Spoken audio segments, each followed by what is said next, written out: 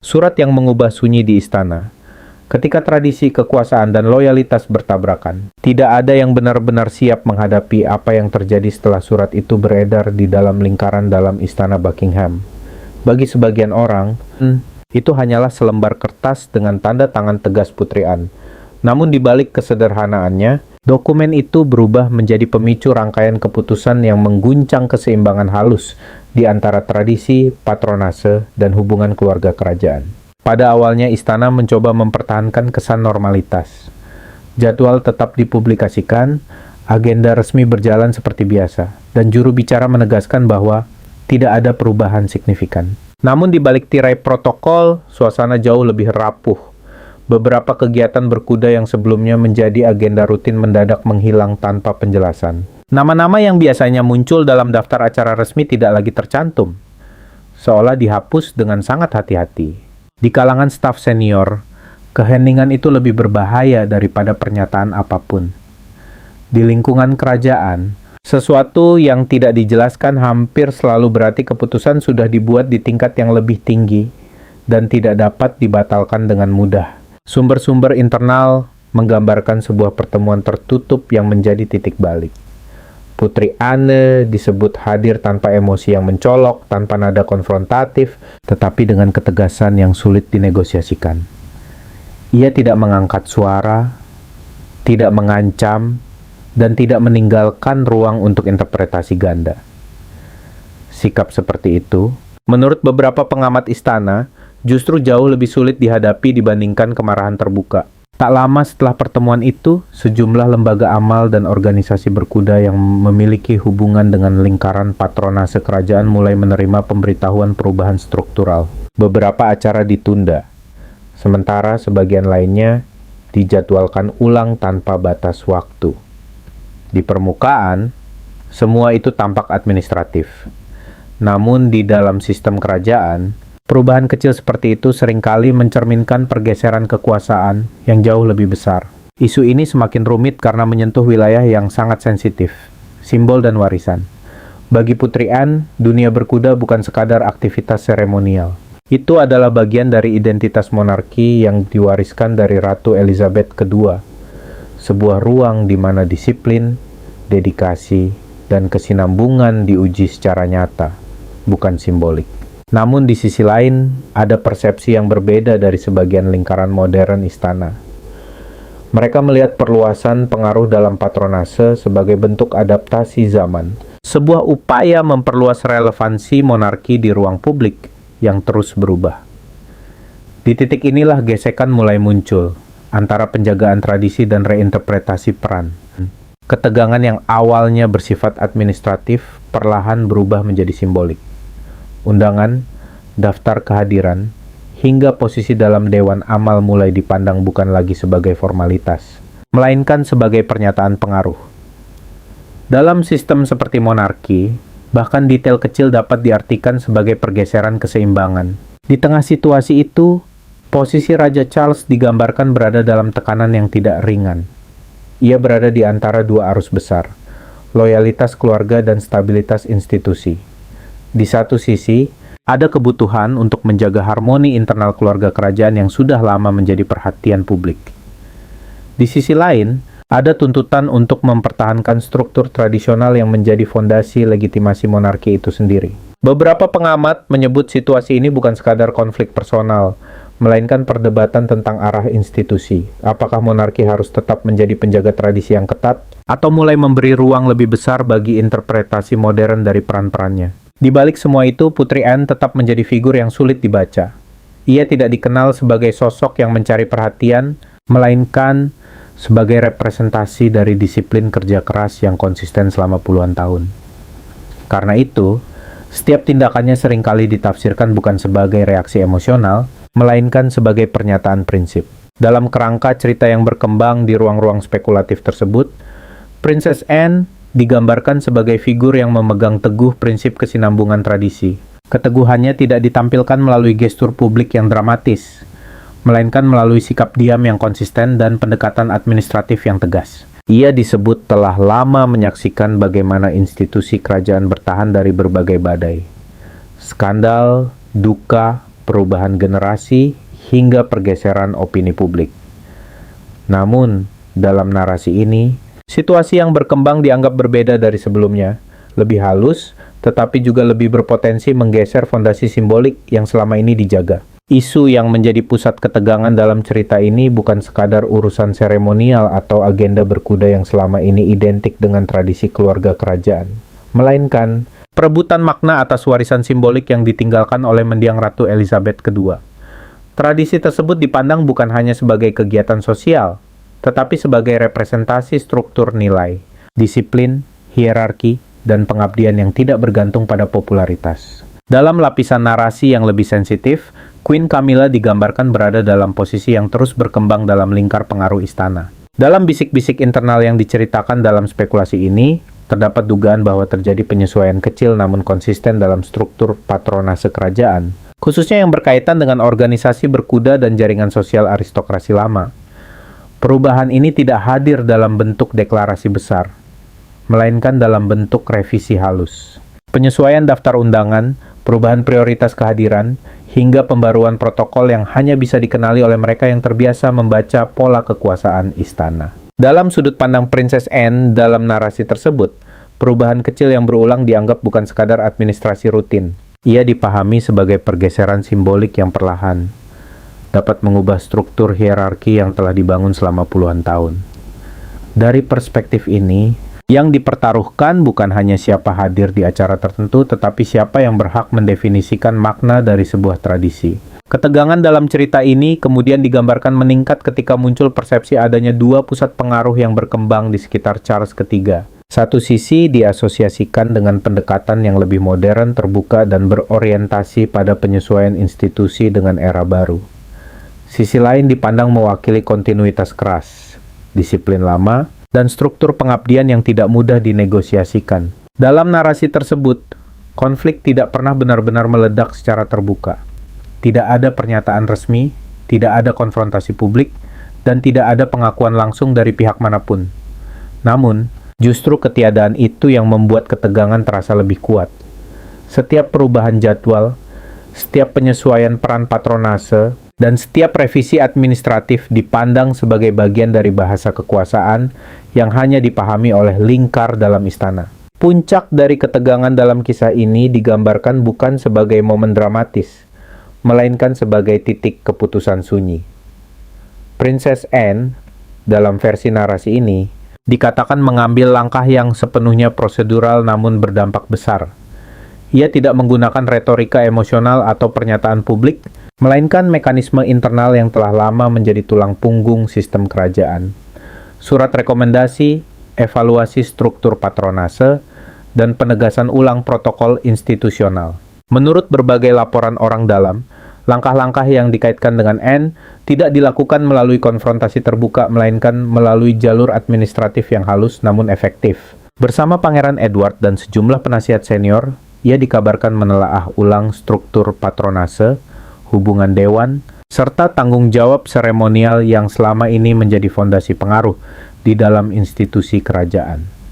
Proses ini bukan sekadar revisi teknis, melainkan pembacaan ulang terhadap siapa yang memegang kendali simbolik dan praktis dalam sistem yang telah berlangsung selama puluhan tahun. Para pengamat menyebut bahwa kekuatan Anne bukan terletak pada retorika atau gestur publik, melainkan pada daya tahan dan pemahaman mendalam terhadap mekanisme internal monarki.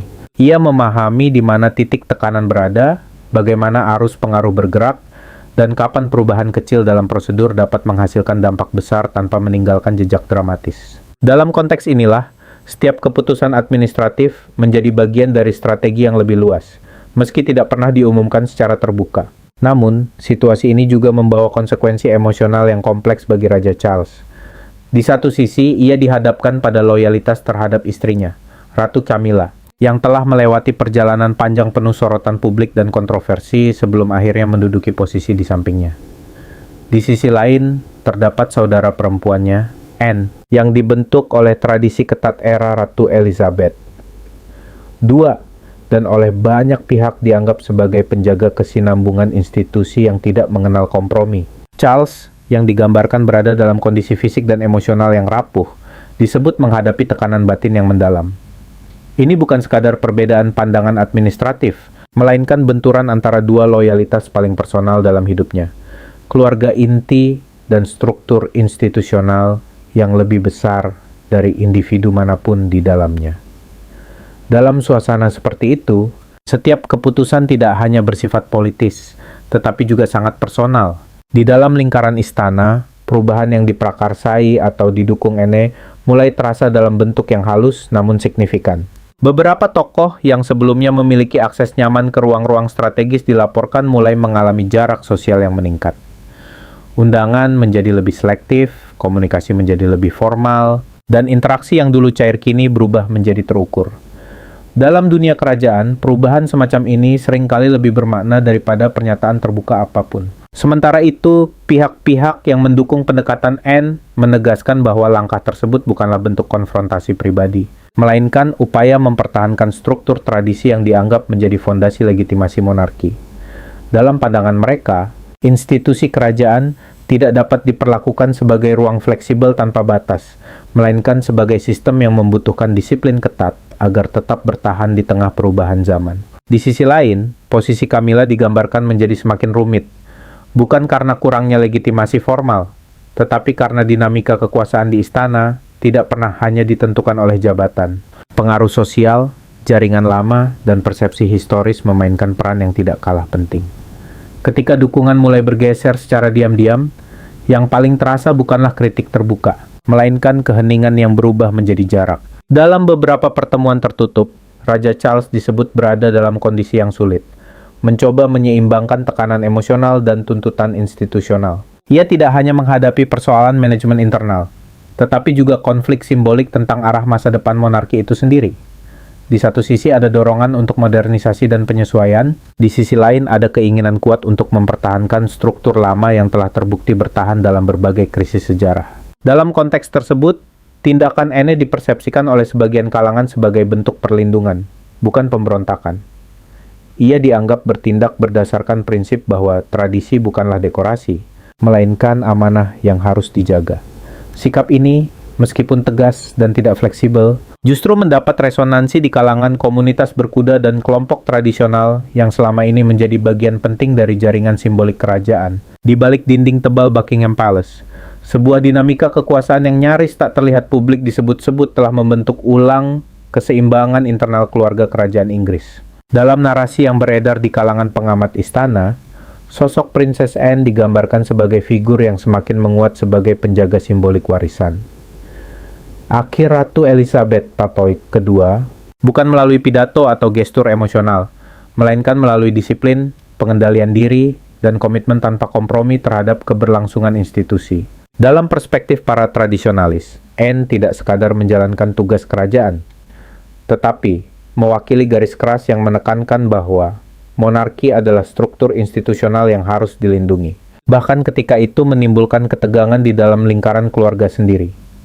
Sikap ini, menurut sejumlah sumber istana, menjadi semakin terlihat dalam periode ketika restrukturisasi internal mulai menyentuh ruang-ruang pengaruh yang sebelumnya dianggap stabil. Keputusan yang diambil oleh King Charles III untuk membiarkan beberapa penataan ulang tersebut tetap berlaku disebut sebagai titik balik penting. Meski dilaporkan membawa tekanan emosional dalam hubungan pribadi di dalam keluarga kerajaan, langkah itu juga mengirimkan sinyal kuat bahwa otoritas Anne dalam isu-isu institusional tidak dapat diabaikan. Dalam narasi internal yang berkembang, hal ini dipandang sebagai bentuk pengakuan tidak langsung bahwa suara Anne memiliki bobot strategis dalam menjaga kesinambungan tradisi kerajaan. Di sisi lain, Queen Camilla digambarkan sebagai pihak yang mengalami dampak paling sensitif dari perubahan tersebut. Tanpa adanya konflik terbuka atau pernyataan publik yang dramatis, sejumlah pengamat istana menyebut bahwa pengaruh Camilla dalam ranah tertentu, terutama yang berkaitan dengan dunia equestrian dan jejaring sosial kerajaan, mengalami penyesuaian yang signifikan. Meskipun perubahan itu bersifat administratif di permukaan, dalam budaya monarki, pergeseran semacam ini seringkali memiliki makna yang jauh lebih dalam. Di lingkungan istana, pengaruh tidak hanya diukur dari jabatan formal, tetapi dari akses, kedekatan dengan ruang-ruang simbolik, serta keterlibatan dalam tradisi yang diwariskan lintas generasi. Ketika akses tersebut bergeser, maka keseimbangan kekuasaan pun ikut berubah. Dalam konteks ini, Anne digambarkan berhasil mengembalikan sebagian kontrol terhadap ruang-ruang tradisional yang sebelumnya mulai mengalami pergeseran pengaruh. Beberapa sejarawan kerajaan bahkan menyebut dinamika ini sebagai pertarungan jiwa monarki, sebuah istilah metaforis yang menggambarkan pergeseran antara dua visi besar. Satu yang berakar pada disiplin dan warisan lama, dan satu lagi yang lebih terbuka terhadap pendekatan modern berbasis hubungan personal dan pengaruh sosial. Meski istilah tersebut tidak resmi, ia mencerminkan intensitas perdebatan internal mengenai arah masa depan institusi kerajaan. Sementara itu, tradisi di tempat-tempat seperti Balmoral dilaporkan tetap terjaga tanpa perubahan signifikan, menjadi simbol bahwa sebagian fondasi lama monarki masih bertahan. Bagi pendukung Anne, hal ini dianggap sebagai bukti bahwa institusi kerajaan masih mampu mempertahankan dirinya dari erosi internal di tengah tekanan modernisasi dan perubahan opini publik. Di dalam lingkaran istana, muncul pula pandangan bahwa Prince William mulai melihat dinamika ini dalam kerangka yang lebih panjang. Bukan sekadar konflik internal saat ini, tetapi sebagai refleksi dari monarki yang akan ia warisi di masa depan.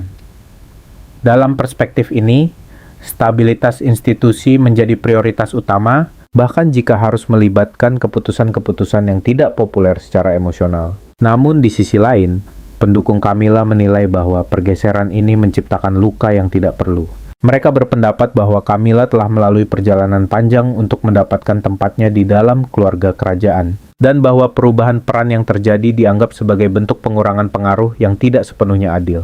Ketegangan naratif ini menciptakan dua kubu yang secara halus berbeda pandangan mengenai arah dan karakter monarki modern. Buckingham Palace sendiri dalam narasi ini digambarkan sebagai ruang yang kembali dipenuhi ketegangan senyap. Tidak ada konfrontasi terbuka, tidak ada pernyataan resmi yang mengindikasikan perpecahan, namun struktur internalnya disebut mengalami penataan ulang yang cukup dalam untuk memengaruhi hubungan personal di dalam keluarga kerajaan. Pada akhirnya, dinamika ini memperlihatkan satu hal yang konsisten dalam sejarah monarki, bahwa kekuasaan tidak selalu hadir dalam bentuk yang terlihat. Ia seringkali bekerja melalui protokol, tradisi, dan keputusan administratif yang tampak kecil di permukaan, tetapi memiliki dampak besar di dalam struktur yang lebih dalam. Dalam narasi yang beredar, Anne tidak diposisikan sebagai sosok pemberontak, melainkan sebagai penjaga batas. Seseorang yang percaya bahwa tanpa disiplin dan kesetiaan pada aturan lama, monarki akan kehilangan esensinya. Namun, pandangan ini juga membawa konsekuensi emosional yang tidak ringan, karena di dalamnya, garis antara tugas dan keluarga menjadi semakin kabur, di balik dinding-dinding tenang. King Charles III.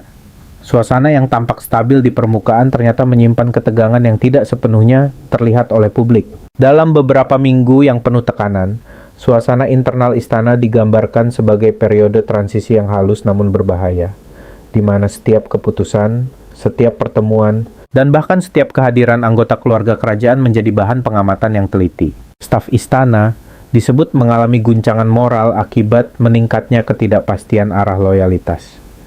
Tidak ada lagi percakapan yang benar-benar spontan. Setiap kata yang diucapkan di koridor kekuasaan terasa seperti memiliki lapisan makna tersembunyi. Dalam situasi seperti ini, istana tidak lagi sekadar tempat administrasi monarki, tetapi berubah menjadi arena interpretasi diam-diam, di mana gestur kecil bisa diartikan sebagai pernyataan politik.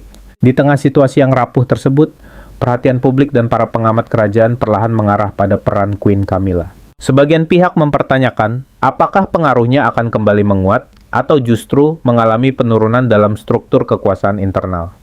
Namun, tidak ada pernyataan resmi yang benar-benar menjelaskan arah perubahan itu. Yang muncul justru kesunyian. Dan dalam tradisi istana, kesunyian seringkali lebih bermakna daripada kata-kata. Sementara itu, sosok Princess Anne kembali disebut sebagai figur yang memiliki pengaruh administratif yang kuat dan tanpa kompromi.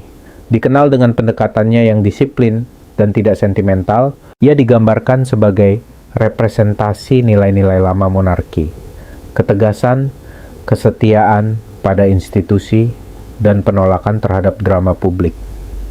Dalam narasi yang berkembang di kalangan pengamat, Perannya disebut semakin menonjol dalam menentukan keseimbangan internal keluarga kerajaan.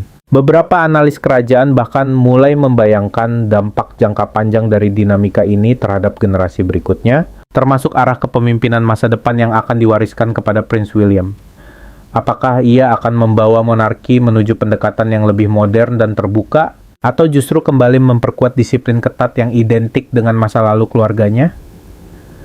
Pertanyaan itu masih menggantung tanpa jawaban pasti. Di dalam istana, tidak ada konfirmasi terbuka mengenai perubahan-perubahan struktural yang terjadi. Namun, menurut sejumlah sumber internal, justru ketiadaan penjelasan resmi itulah yang menjadi sinyal paling kuat. Dalam tradisi lama keluarga kerajaan, keputusan besar seringkali tidak diumumkan dengan dramatis. Ia hadir melalui penyesuaian peran, perubahan jadwal, atau penataan ulang akses dan pengaruh secara perlahan. Dalam konteks ini, muncul persepsi bahwa sebuah keputusan penting telah diambil di balik layar. Bukan melalui pidato publik, bukan melalui skandal terbuka, melainkan melalui mekanisme birokrasi yang tenang namun efektif. Cara kerja seperti ini sering dianggap sebagai ciri khas monarki, yang berusaha mempertahankan stabilitas dengan menghindari gejolak emosional di ruang publik. Beberapa pengamat menyebut situasi ini sebagai bentuk perang sunyi dalam institusi kerajaan. Bukan perang dalam arti konflik terbuka, melainkan pertarungan pengaruh yang terjadi melalui struktur formal, penugasan ulang, pengurangan peran simbolik, dan pengendalian akses terhadap ruang-ruang tertentu di dalam istana. Dalam sistem seperti ini, kekuasaan tidak selalu terlihat, tetapi sangat terasa bagi mereka yang berada di dalamnya. Bagi King Charles III, dinamika ini menghadirkan dilema yang tidak sederhana. Di satu sisi, ia harus menjaga kesinambungan institusi yang diwarisinya. Di sisi lain, ia juga harus menghadapi realitas bahwa setiap perubahan keseimbangan dalam keluarga kerajaan dapat memunculkan ketegangan emosional yang dalam. Dalam narasi yang berkembang, ia digambarkan sebagai sosok yang menyadari bahwa stabilitas monarki seringkali menuntut pengorbanan pribadi yang tidak kecil. Sementara itu, posisi Princess Anne semakin sering digambarkan sebagai simbol penjaga tradisi. Ia bukan figur yang mencari popularitas, melainkan seseorang yang menempatkan institusi di atas hubungan personal. Sikap ini membuatnya dihormati oleh sebagian kalangan konservatif di lingkungan istana. Meskipun di saat yang sama juga menciptakan jarak emosional dalam dinamika keluarga. Di balik semua itu, bayangan sejarah Queen Elizabeth II tampak masih sangat kuat. Nilai-nilai yang ia tanamkan, disiplin, ketahanan, dan pengutamaan tugas di atas perasaan, seolah terus hidup dalam cara istana mengambil keputusan. Banyak pihak percaya bahwa pengaruh tidak langsung tersebut masih membentuk cara kerja internal keluarga kerajaan hingga hari ini. Ketika perubahan-perubahan kecil mulai terasa, istana tetap mempertahankan citra ketenangan di hadapan publik. Tidak ada pengakuan adanya perpecahan, tidak ada pernyataan tentang konflik internal. Yang terlihat hanyalah kontinuitas. Acara resmi tetap berjalan, senyum tetap ditampilkan, dan protokol tetap dijalankan dengan presisi. Namun di balik semua formalitas itu, narasi yang beredar di kalangan dalam menggambarkan satu hal yang jelas. Struktur kekuasaan telah bergeser, meski tanpa suara. Dalam sistem seperti monarki, perubahan tidak selalu datang dalam bentuk revolusi, melainkan dalam bentuk penyesuaian kecil yang perlahan mengubah arah. Pada akhirnya, kisah ini menunjukkan satu pola yang konsisten dalam sejarah rumah Windsor. Kekuasaan tidak selalu diperoleh melalui sorotan, tetapi seringkali melalui kesunyian. Dan dalam kesunyian itulah, keputusan paling menentukan justru diambil.